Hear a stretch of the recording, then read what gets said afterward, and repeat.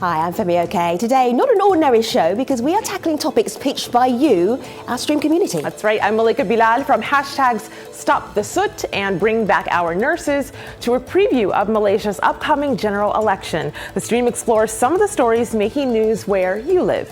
So right now we are live on Al Jazeera and YouTube and we're looking out for your comments. So put them in the chat section and we'll hopefully get your online comments into this show. Hello, my name is Harcourt. I'm a political analyst and you are on the stream. So we start in Port Harcourt, Nigeria, where citizens are protesting against pollution in the area. Rivers State residents and civil liberties activists marched on Thursday, demanding that the government take action to improve air quality and stop the soot. Authorities say that the pollution can be attributed to activities in abattoirs and illegal oil refineries. But many people online have been sharing photos and videos of soot-filled neighbourhoods and dirt-covered hands and feet, even tissue paper. Classic says that she fears for her lungs and her little ones. When will it stop?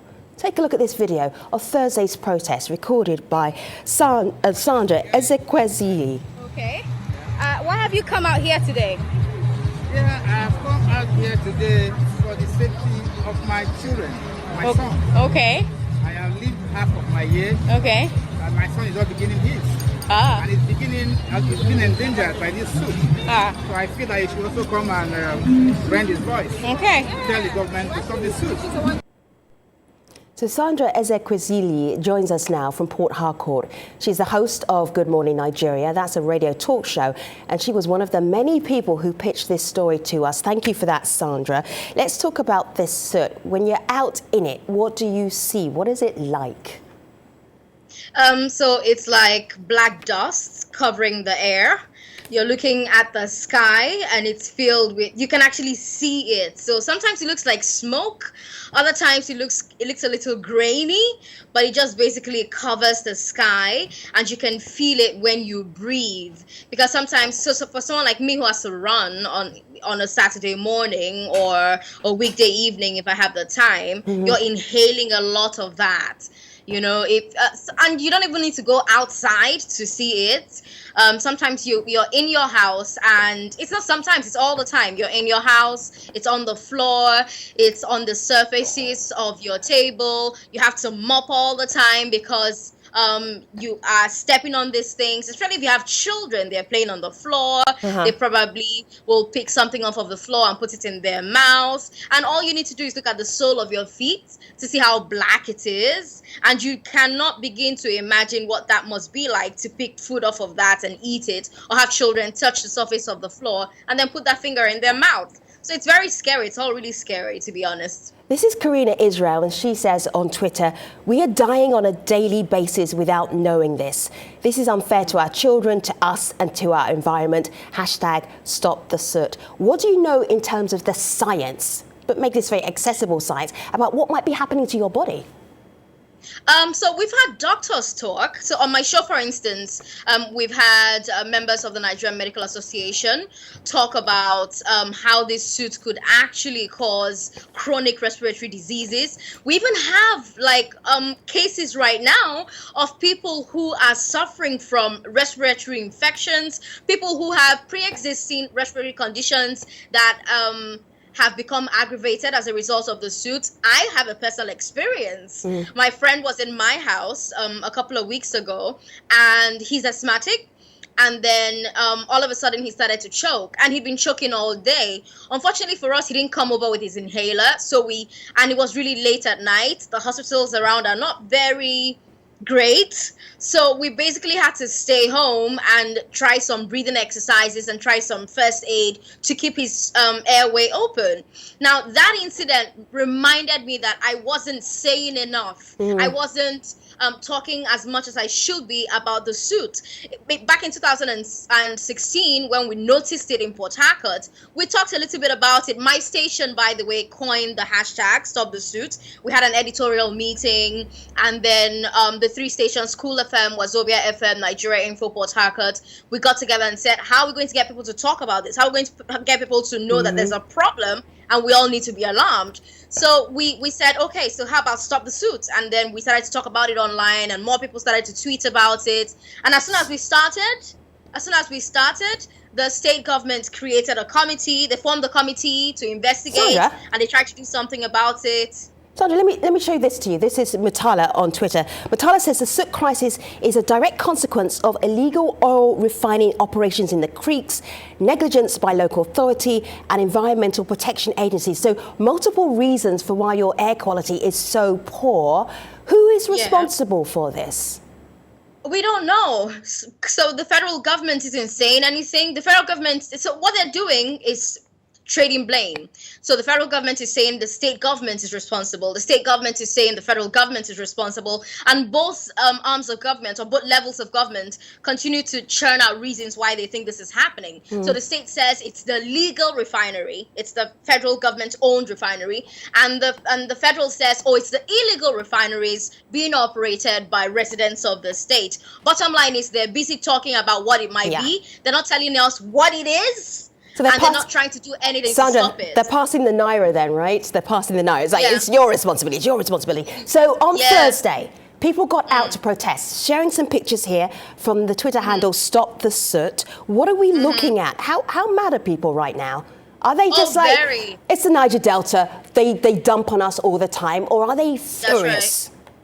They're furious. We're angry. Everybody's angry. I mean, when it's the oil and it's like the villages, nobody really cares, but it's air. Everybody's breathing air, you know? So everyone's angry. Everyone's talking about it. You go to schools, people are talking about it. People are moving out of Port Harcourt. People are moving their children out of Port Harcourt. People are more worried about the kids because they're young and their organs are still in the formative stages. So you don't know what these children may be suffering. So the question is, Sandra, this is what I'm thinking. You started this campaign. You're trying to educate people in the community to say this is not good enough for us. I want to share with our audience Andy, who is one of your co-organizers. This is what Andy says as to what you actually want. Have a listen. We're demanding that the federal government shut down all illegal oil refineries in the state and releases the emissions data from the government refinery and the oil company installations. We're also demanding that the state government release the full report on the sources of soot that it commissioned last year, and that it gives us daily air quality monitoring data. We are also calling the state government to task to help us hold the federal government accountable for its own responsibilities regarding the soot. Sandra, we're just about to wrap up now with this particular story. Thank you for sharing it with us. How much progress have you made? This has been going on for over a year now in terms of your campaign. In a nutshell, in a sentence, how much progress have you made? Well, the state government has directed that the federal government be sued. The federal government seems to have brought in the WHO and UNEP to look into the matter. So hopefully this is one first step to stopping the suit. Sandra Ezekwesili, thank you so much for sharing the Stop the Soot hashtag campaign. Appreciate that. Thank you for having me, Femi. You're so welcome. Malika. Well, from a hashtag-driven protest in Nigeria to another in Zimbabwe. Hashtag Bring Back Our Nurses was pitched to us by Ricky Marima and Dwayne Billiat. The Zimbabwe Nurses Association on Saturday encouraged its members to return to work following a 5-day strike in which they demanded better pay and working conditions.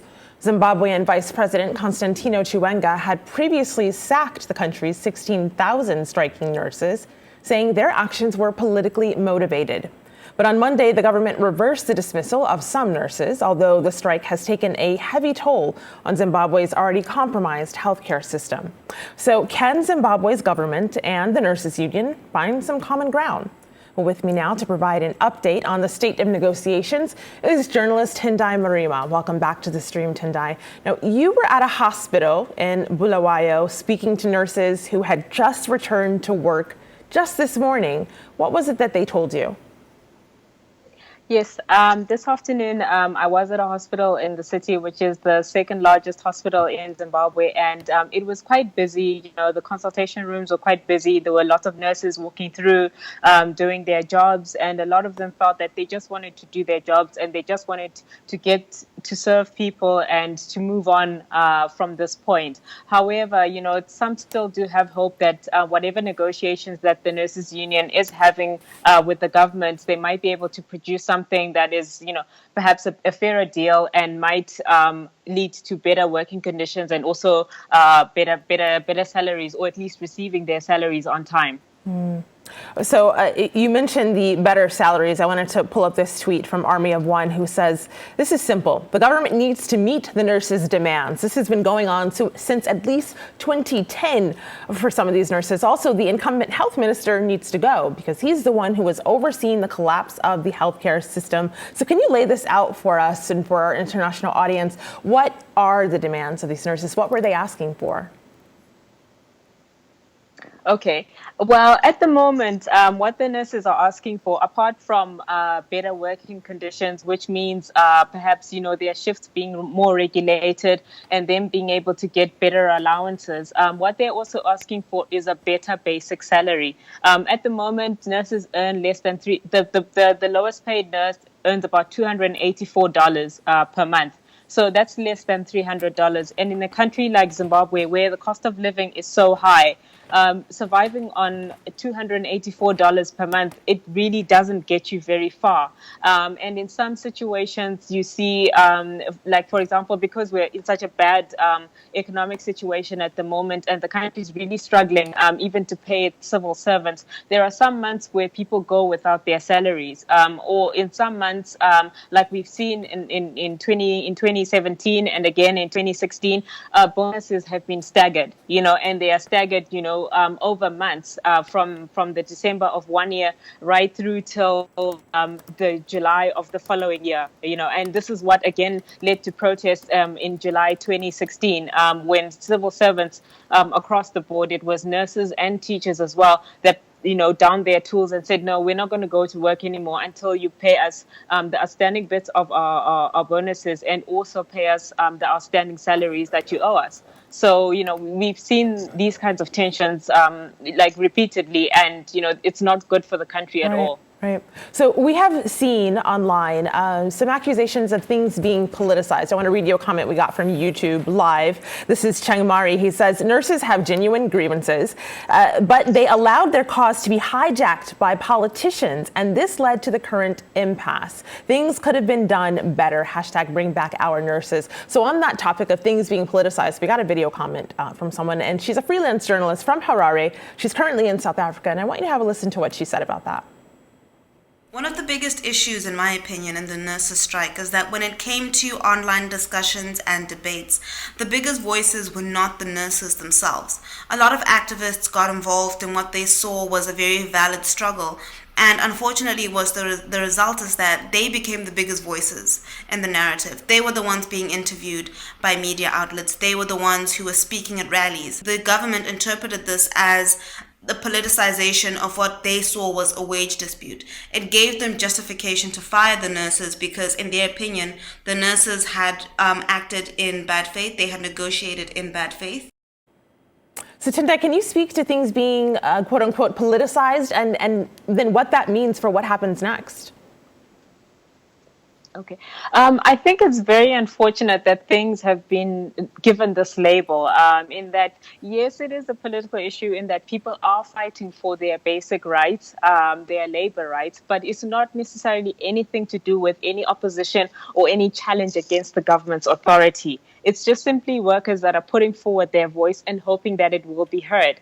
What's unfortunate in this case is that now, because the voices of the activists have become the face of the strike, what happened is that it's also drowned out the other voices, which is the voices of the nurses. And those are the voices that must come forward, and the voices of the nurses union as well, because they are the ones who are actually negotiating with the government itself. And it must be a conversation between the two of them in order for them to finish up negotiations as they are doing at the moment, and for them to really get to a point that they can agree that, this is what we can do for you right now. And we understand that you have, greater needs, but we are going to do our best to be able to meet this basic demand and then work our way and build ourselves forward from there.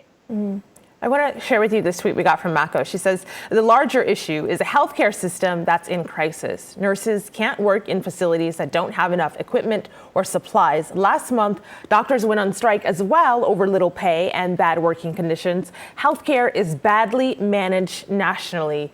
It doesn't seem like anything is going to change these conditions out of the current situation right now with nurses returning back to work and negotiations still ongoing. Where do you see the healthcare system going from here? Well, because I live in Zimbabwe, I would like to be optimistic. You know, I would like to believe that even though things are in a really bad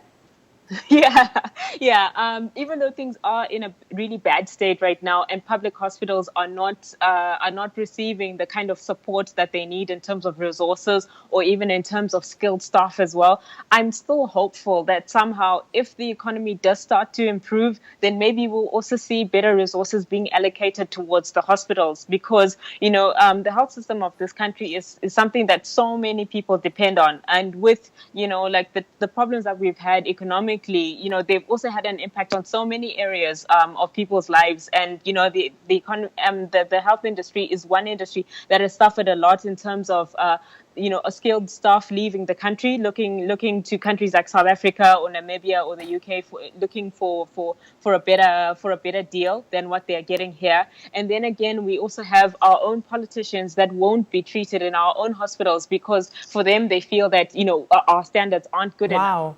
So I think that if says we a lot. can't build a system with good enough standards. Right. I mean, the point that you're saying that so, some government officials if we won't be can't treated in their own hospitals. Yes, because you see this continuously where, high-level officials, they go off to South Africa or they go off, even further overseas for treatment because, they know that in our own facilities, we don't have the specialist or we don't have the kind of medication or the kind of, support that they might need for their particular condition. Rima, So, I think that point completely sums up the state of play right now in Zimbabwe. A sad state, but you did end on a slightly hopeful note. So our thanks for joining us to help us unpack this story today. We'll be sure to keep an eye out on the hashtag #BringBackOurNurses. We now go to a preview of Malaysia's upcoming general election on May 9th.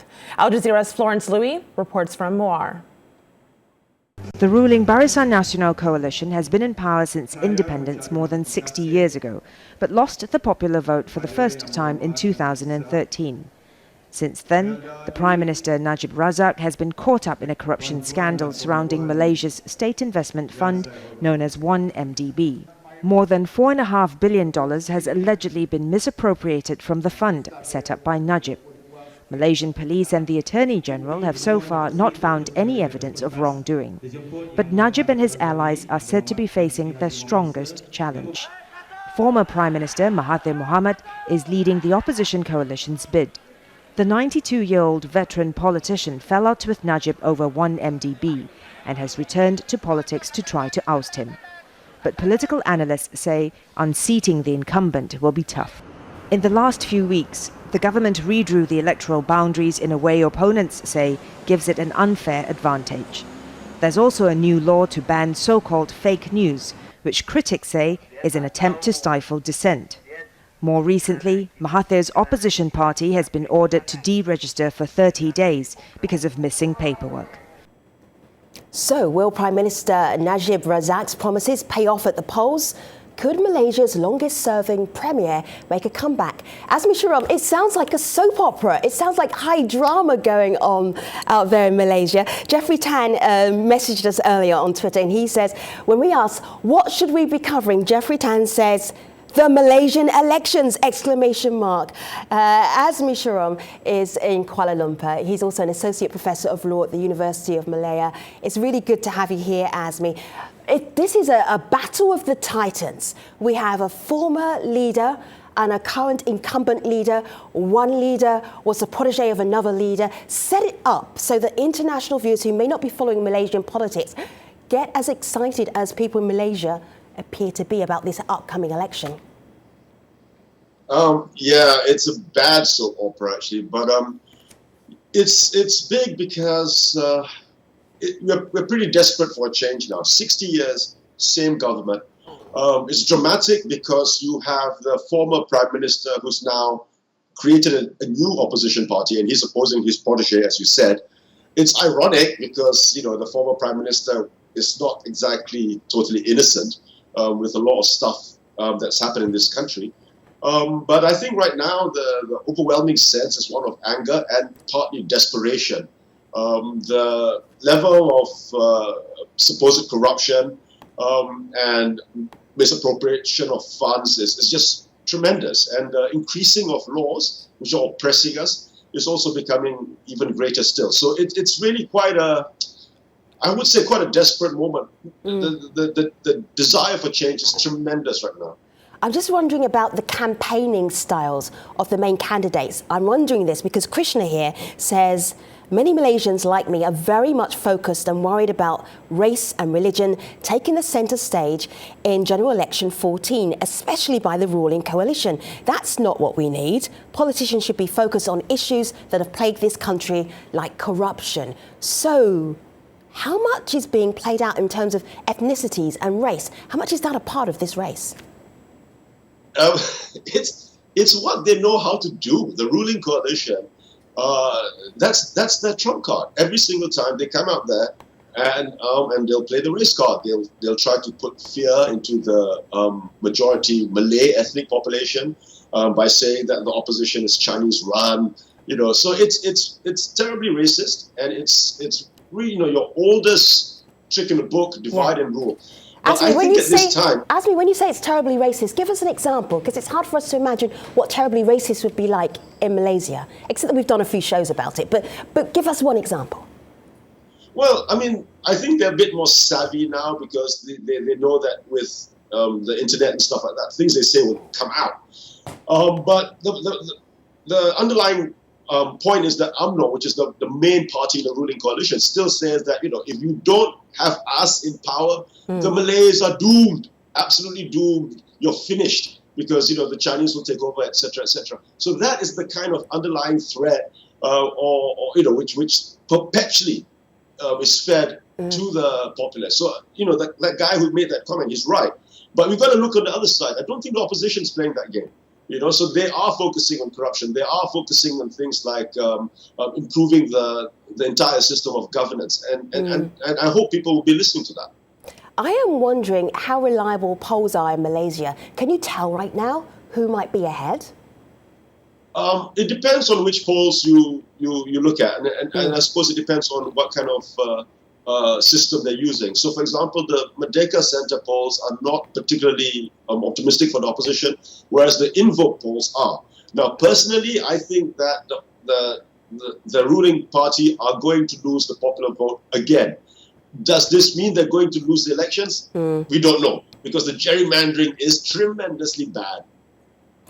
This is Carl Oswald. He's watching live right now. He says, UMNO retains many incumbent advantages, still lots of open questions. How will the Mahathir factor play out? How disruptive is the suspension of his party? Will many young voters invalidate their ballots in general protest? Who benefits if the PAS gets a lot of voters? So many questions. We're just really going to have to sit tight until May the 9th to work out what might happen. But I haven't seen this often. But Asmi, you actually say who people should vote for. You've gone out there on a limb. Why, in a sentence, why are you picking who you feel that Malaysia should vote for?